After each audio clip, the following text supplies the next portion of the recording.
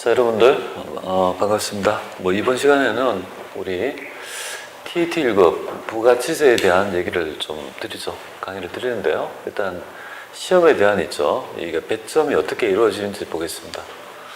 이 부가치세에서 그죠? TET 1급에서 이 1급의 VAT에는요. 일단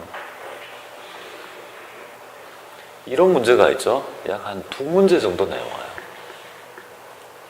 2문제 정도 배점이 됩니다. 그래서 세법이 8문제 중에 3, 3이거든요. 법인세 3개, 소득세 3개, 부가치세 2문제 정도가, 물론 한 문제 정도는 왔다리 갔다리 할 수 있습니다. 2점에서 4점 이렇게 배점이 되고요. 그 다음에 이제 실무시험에서는요. 실무는 크게 2가지가 됩니다. 우리가 이렇게 수정세금계산서 발행 있죠.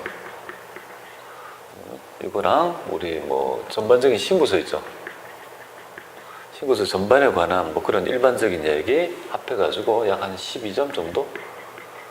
가산세 등 있죠. 이런 것들이 낸다라고 보면 됩니다. 이 전산세무 1급의 TAT 1급에서 굉장히 그죠? 중요한 점은 특징은 뭐냐면 이 서식 있잖아요. 각종 서식에 관한 문제 있잖아요. 서식 이런 것들은 잘 출제를 안 해요. 서식은 세무 2급에서 출제를 많이 하고요. 이런 거 있잖아요. 수출 실적 명세표랄지 그런 거 있지 않습니까? 그런 것들은 잘 안 내고 그냥 매번 뭡니까? 일반적으로 수정세금 계산서 있죠. 발행하는 거 있죠. 여기에 상당히 이거 많이 꽂혀 있다라고 보면 돼요. 그리고 직접 발행까지를 요구하죠. 그죠? 발행까지 하는 거, 회계처리, 매매초 전표까지 하는 거, 요걸 많이 내고 있습니다. 자, 이렇게 패턴이 되어 있어요. 하지만 전산세무 1급에서는요, 이렇게 안 돼요. 신고서 하나, 뭡니까? 서식이 뭐죠? 중요한 문제로 그러니까 서식을 냅니다. 그래서 이걸 낸다, 요거하고, 그죠? 전산세무 1급은요. 1급은 요거 점이 뭡니까? 여기 보면 서식, 그죠? 일반적으로 8대 서식이라고 하는 전산세무 1급 같으면 10개를 해야 돼요. 감가상각비 조정 명세표 하고요. 감가상각 자산내 취득 명세표랑 그 다음에 영세율 첨부 서류까지 할 줄 알아야 돼요. 그 정도까지 출제가 돼요. 그 정도 2개를 더하면 한 10개 정도 됩니다. 이렇게 대응해서 대비를 된다고 보면 되겠습니다. 그래서 우리는 이 책에 있는 내용을 위주로 하되 필요한 부분은 조금 있죠. 우리 전산세무 1급에 있는 얘기도 뭔가 또 붙여가지고 서식 같은 거 얘기도 좀 드릴 수 있으면 드리도록 그렇게 할게요. 자, 그러면 우리 부가치세 이론부터 먼저 뭡니까? 좀 훑고요. 그러니까 좀 훑어가지고 좀 뭐가 중요한지 좀 체크를 좀 하면서 좀 말씀드릴 거고요. 항상 세법은 이론적 바탕이 돼야지 실무를 할 수 있다는 거 항상 잊지 않아야 될 것 같아요.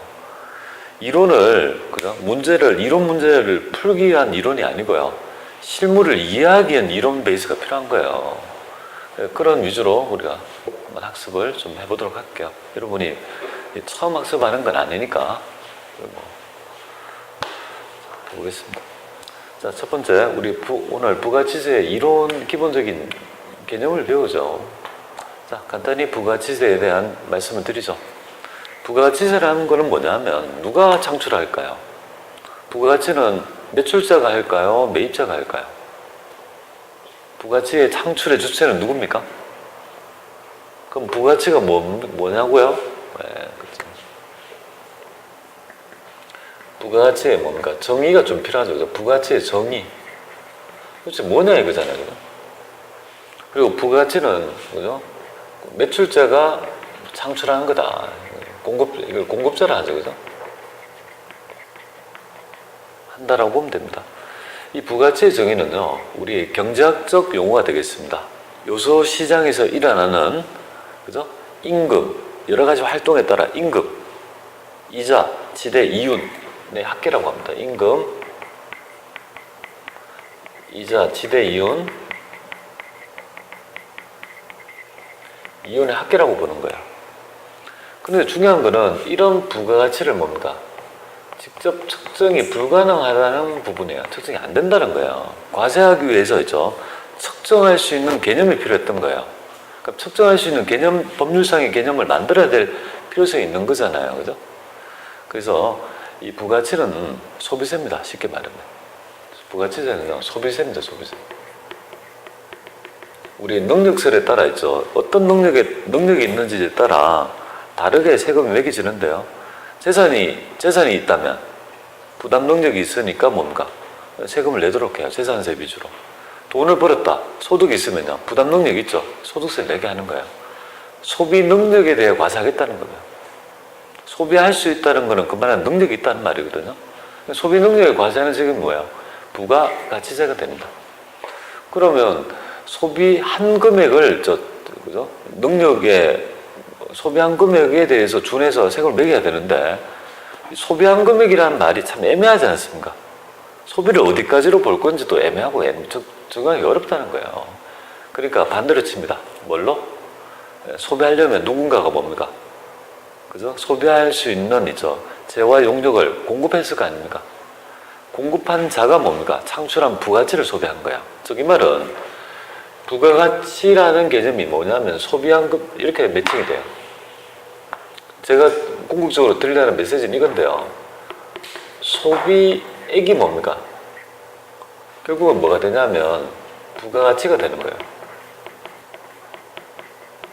가치가 되는 거예요. 소비한 금액이 부가가치가 되는 거예요. 근데 이 부가치라는 거는 임금, 이자, 지대, 이윤의 합계예요. 그죠? 내가 어떤 잉여가치를 하죠? 내가 없던 가치를 만드는 가치를 얘기하는 거예요. 그 안에 뭔가 이런 것들이 유발된다는 말이에요. 새로움이가 창출이 된다는 거예요. 그러니까 이걸 어떻게 보느냐 하면 그러면 매출자의 부가치를 창출한 금액이 뭐냐면 공급가액이 되는 거예요. 공급한 금액을 뭡니까? 소비하는 거예요. 이 공급한 금액이 뭐가 됩니까? 그 매출액에 내가 여러 가지 노력 있죠. 잉여가치 거기에 다 포함되어 있는 거예요. 그죠? 그렇기 때문에 이거에 따라 뭡니까? 과세대상이 한정된 개념. 과세대상이 뭐죠? 재와 용역의 공급이라는 있죠. 이 과세대상을 이렇게 삼고 있는 이유가 여기에 있습니다. 측정이 안 되잖아요. 그죠? 측정할 수 있는 개념을 만든 거예요. 이게. 그래서 재화와 용역이라는 개념과 공급이라는 개념을 가지고 측정할 수 있는 개념을 만들어 가지고 그걸 과세대상하고 그자가 공급한 금액을 뭡니까? 소비한다. 그러니까 소비세니까 그 금액을 기준으로 과세 표준이 나타나는 거죠. 그래서 부가치세법의 과세 표준은 뭐가 될까요? 바로 그저 공급가액이 되죠.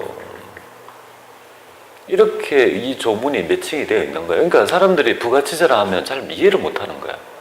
한마디로 부가치세가 뭡니까 하면 잘 얘기를 못하죠. 여러분은 어떻게 앞으로 그러면 하면 될까요? 부가치세는요, 소비액이다 이렇게 보면 돼요. 소비세다 이렇게 보면 됩니다. 그죠? 부가치세는 소비세다 이렇게 보면 되겠습니다. 그러면 소비한 금액이 부가치가 되는 거예요. 그 소비한 금액이 공급한 금액이 되는 거예요. 소비한 금액을 가지고 과세할 수 없으니까 공급한 금액을 가지고 과세할 수밖에 없는 거예요. 공급한 금액이 매출자가 만들어내죠. 잉여가치가 되고 그게 바로 부가가치가 된다는 거예요. 근데 그 부가가치에서 뭡니까? 이 과세 표준인데요. 우리 지금 현재 이걸 가지고 10%를 때려요. 그럼 이게 나타나는 게 뭐죠? 이게 바로 매출세액이 되잖아요. 그죠? 10%를 때리는 세율이.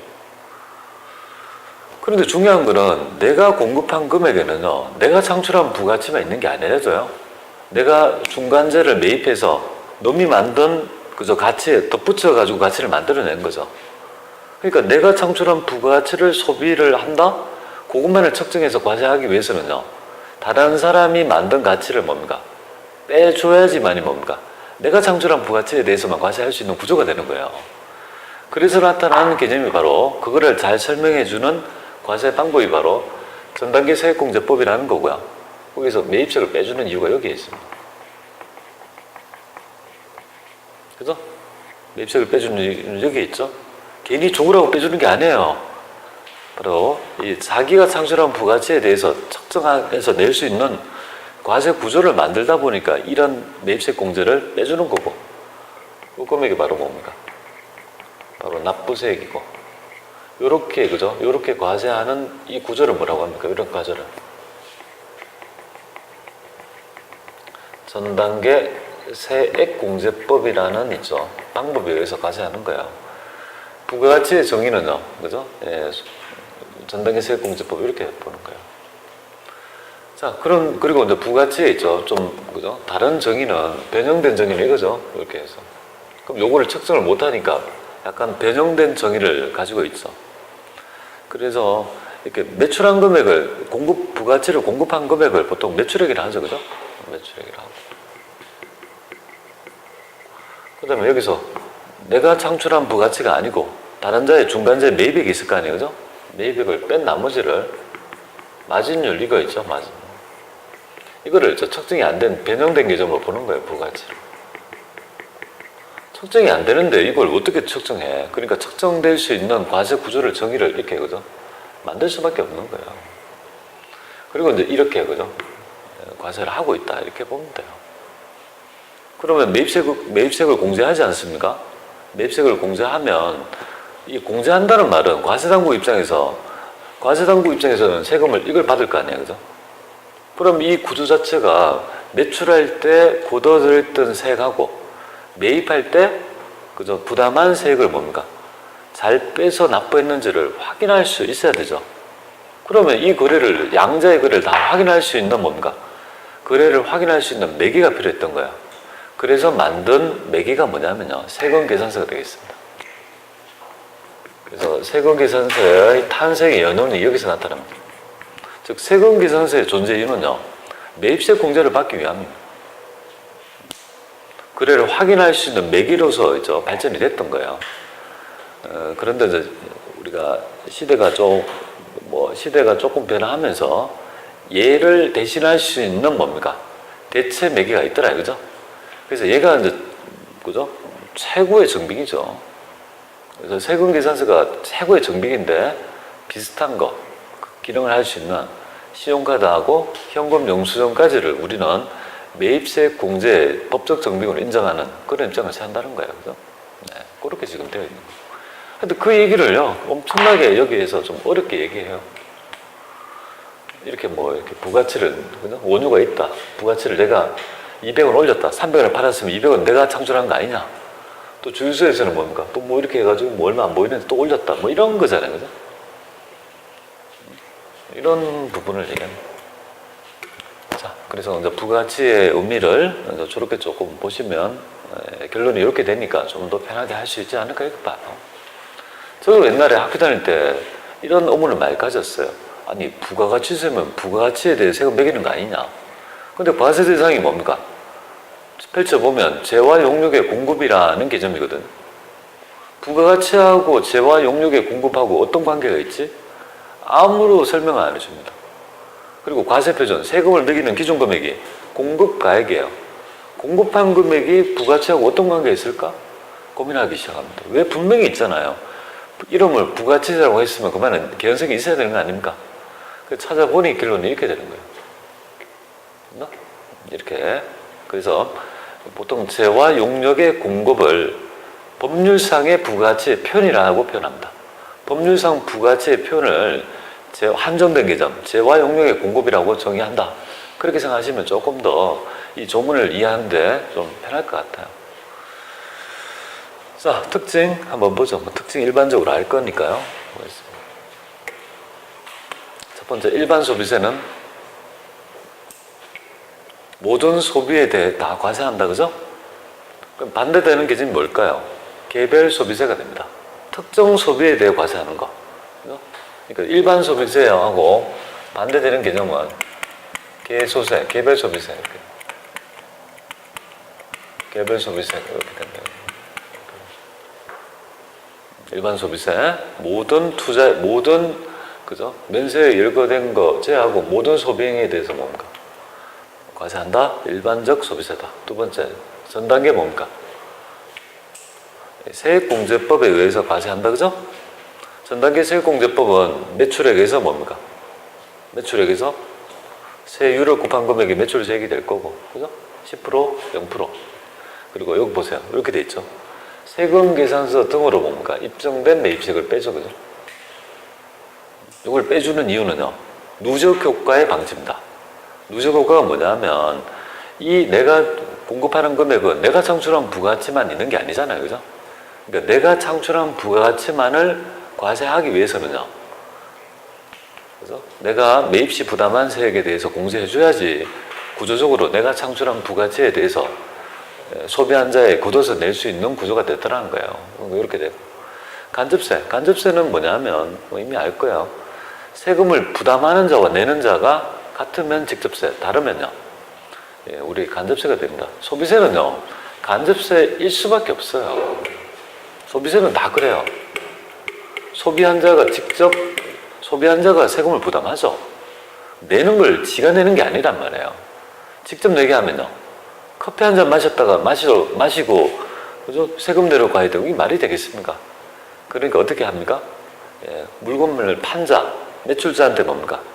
그러니까 슈퍼 주인한테 뭡니까? 나의 소비를 줘가지고 그 슈퍼 주인이 있죠, 내게 하는 구조를 가지는 거죠. 그래서 일명 간접세를 뭐라고 하냐면 걷어서 내는 세금, 걷어가지고 내는 세금, 내 돈이 아닌 걷어서 내는 거죠.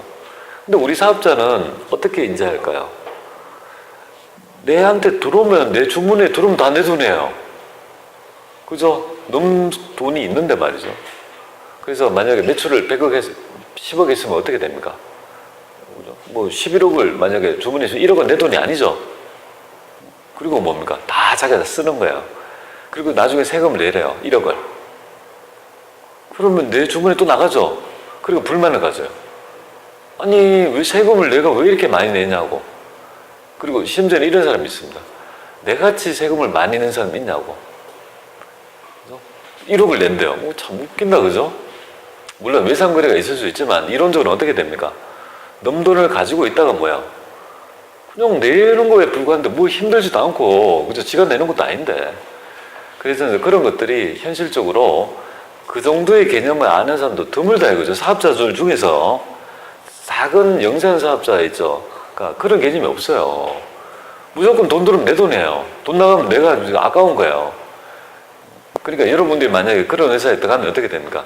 굉장히 힘든 거예요. 이해를 시키려면. 그렇다 하는 거죠. 그래서 간접세.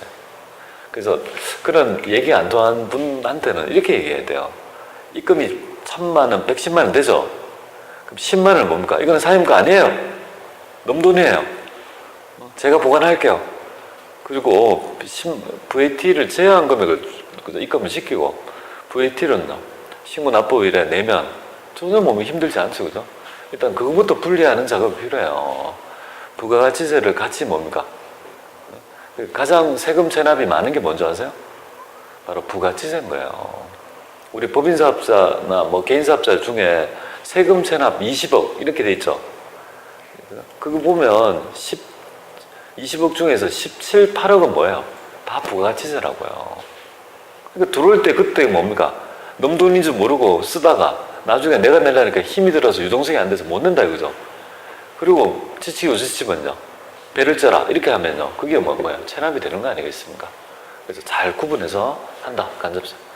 우리는 부가치세를 소비액으로 전제해요. 소비한 금액을 뭡니까? 우리 부가치세로 본다는 건데요. 그러니까 중간재, 그죠? 자본재 구입을 차감해서 부가치를 산출한다, 이렇게 보면 되겠습니다. 그럼 투자한 거를 다 빼주니까 뭡니까? 오로지 뭡니까? 투자한 거 뺀 나머지가 다 소비한 금액 아니냐? 오로지 그죠? 그래서 소비형 부가치세라고도 뭐 그런 거 여러분들 이미 이전에 조금씩 들어봤다, 그죠? 보면서 넘깁니다. 자, 그 다음에 소비지구과세 원칙 볼게요. 이건 국경세 조정이 되겠습니다. 소비지구과세 원칙 때문에 나타난 부분이 영세율이죠, 그죠? 영세율이 되죠. 자, 소비하는 나라에서 우리가 얘는 뭐냐면 국경세 조정이다, 이렇게 보면 되겠습니다. 국경세를 조정한다. 이게 어떤 말인지 보겠습니다. 자, 여러분들, 우리나라의 내수거래는 과세 관청이 우리나라에 있으니까 세금을 누가 부담시킬 건지를 정하면 돼요. 그래서 우리 정한 거예요. 소비세는 소비한 자가 내게 하고 걷어내는 거는요. 현실적으로 어려우니까 공급하는 자, 사업자한테 걷어서 내게 하는 거예요. 그렇게 하면 돼요. 근데 문제는 우리나라의 물품이 뭔가 외국 국외 거래라면 외국과의 거래하죠, 그죠? 그럼 내가 소비세를 내야 될지, 그러니까 수출하는 나라에서 소비세를 걷어서 그죠? 해야 될지, 수입하는 나라에서 과세를 할지 이게 문제가 되는 거예요. 그 말은 뭐냐면 그쪽 과세 당국하고 우리하고 뭡니까? 그래서 조정이 안 되니까 서로 만나서 뭡니까? 협의를 해봐야 된다는 거예요. 우리 집에 애들 둘이 싸우면 아빠가 중재하면 되지만 너매하고 싸웠으면요. 아빠와 아빠가 만나서 뭡니까? 합의를 해야 되는 거죠. 그걸 바로 우리 조세 협약이라 합니다. 둘이 만나서 얘기하는 거죠. 야, 나는 수출자, 너는 수입자. 그런데 생각해보니까 너도 수출자가 될 수 있고 나도 수입자가 될 수 있고 뭐 서로 있죠. 동전의 양면이지 않습니까? 협의를 합니다. 우리 어떻게 국가 간에 건너가면서 소비세는 한 번만 부담시켜야 되는 거 아닙니까? 근데 그죠? 그런 협의가 없으면 소비세를 2번 부담시킨단 말이에요. 이게 바로 이중과세가 되는 거예요. 둘이 만나서 얘기를 합니다. 어디에서 과세하고 어디에서 과세를 안 해야 될지 정합니다. 그래서 나타나는 결론. 소비하는 나라에 과세하고 그러면요. 수출하는 나라는 어떻게 합니까? 간접세 부담을 전부 다 없애줘야 되죠. 그래서 영의 세율을 적용한다. 그러니까 이 소비적 과세의 원칙은 뭐냐면 수출할 때 뭡니까? 부가치를 과세하지 않고, 그죠? 근데 수출 제화에 대해서는 영세율, 수입 제화는요, 과세. 이렇게 지금 되어 있는 거죠. 수출 제화는 16번 수출, 수입 제화는요, 55번 수입. 이렇게 해서 뭡니까? 과세, 그죠? 하게 된다는 점을 말씀드립니다. 여기 있네요. 수출 제화는 영세를 적용해서 전액 뭡니까? 매출세액을 전부 다